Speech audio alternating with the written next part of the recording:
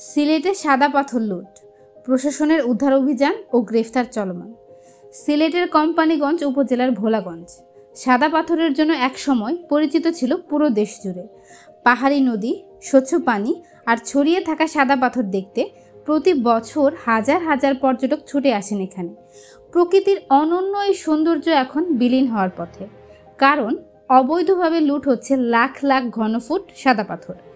স্থানীয়দের অভিযোগ, গত কয়েক মাস ধরে পরিকল্পিতভাবে চলছে এই লুটপাট। দিনরাত অবাধে এই অঞ্চল থেকে ট্রাকে করে পাথর পাচার করা হচ্ছে দেশের নানা প্রান্তে। এই লুটে জড়িত রয়েছে স্থানীয় রাজনৈতিক প্রভাবশালী মহল, যারা প্রশাসনের চোখ ফাঁকি দিয়ে দীর্ঘদিন ধরে এই অবৈধ কার্যক্রম চালিয়ে আসছে।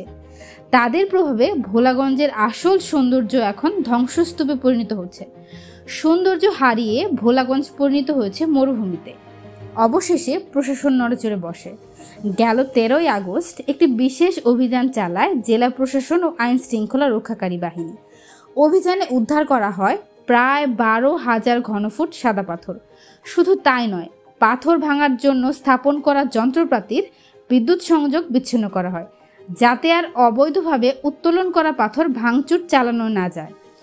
অভিযানের সময় কয়েকজনকে গ্রেফতার করে আইন শৃঙ্খলা বাহিনী। তাদের বিরুদ্ধে মামলা দায়ের করা হয়েছে এবং তদন্তের কাজ শুরু হয়েছে। তবে স্থানীয় সহ দেশবাসীর দাবি, শুধু নিচু তলার লোকদের গ্রেফতার করলেই হবে না। যেসব প্রভাবশালী ব্যক্তি ও গোষ্ঠী এই লুটপাটের পেছনে আছে, তাদেরও চিহ্নিত করে বিচারের আওতায় আনতে হবে। এই ঘটনায় দুর্নীতি দমন কমিশন দুদকও তদন্ত শুরু করেছে, তবে স্থানীয়দের কাছ থেকে তথ্য সংগ্রহ করছে যাতে পুরো চক্রের খোঁজ পাওয়া যায়। বিশেষজ্ঞদের মতে, প্রশাসনের অভিযানের পাশাপাশি এই চক্রকে ভেঙে দিতে হবে, না হলে কোনো উদ্যোগই টেকসই হবে না। অন্যদিকে হাইকোর্টও বিষয়টি গুরুত্ব দিয়ে নজরে এনেছে। আদালত নির্দেশ দিয়েছে লুট হয়ে যাওয়া পাথর 7 দিনের মধ্যে আগের অবস্থায় ফিরিয়ে আনতে হবে। একই সঙ্গে কারা কারা এই ঘটনায় জড়িত তাদের নামের তালিকাও আদালতে দাখিল করতে হবে। আদালতের এই নির্দেশনায় কিছুটা স্বস্তি ফিরেছে স্থানীয়দের মাঝে। তবে পরিবেশবিদরা বলছেন, শুধু উদ্ধার বা গ্রেফতার নয়, এর দীর্ঘমেয়াদী সমাধান খুঁজতে হবে।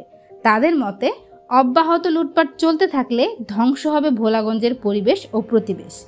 পাহাড়ি নদীর স্বাভাবিক প্রবাহ বাধাগ্রস্ত হবে, জীববৈচিত্র্য বিলীন হয়ে যাবে, আর পর্যটন শিল্পে পড়বে ভয়াবহ সংকটে। স্থানীয় বাসিন্দারাও দুঃখ প্রকাশ করেছেন। তারা বলছেন, আগে এখানে যেসব পর্যটক ভিড় জমাতেন, এখন সেসব পর্যটক আর আসেন না। নদীর বুকে যেভাবে সাদা পাথর দেখা যেত, এখন সেখানে কেবল শূন্যতা। ফলে স্থানীয়রা আর্থিকভাবেও ক্ষতিগ্রস্ত হচ্ছেন। সবশেষে প্রশ্ন থেকে যাচ্ছে, নিয়মিত অভিযান ও আদালতের নির্দেশনা সত্ত্বেও কবে থামবে এই সাদা পাথর লুট? প্রভাবশালীদের ছত্রছায়ায় চলা এই অবৈধ ব্যবসা বন্ধে প্রশাসন কতটা কার্যকর পদক্ষেপ নিতে পারবে? আর ভোলাগঞ্জের হারানোর সৌন্দর্য কি কখনো ফিরিয়ে আনা সম্ভব হবে? আতিয়া ইবনা ত্রিফা, ঢাকা চ্যাট।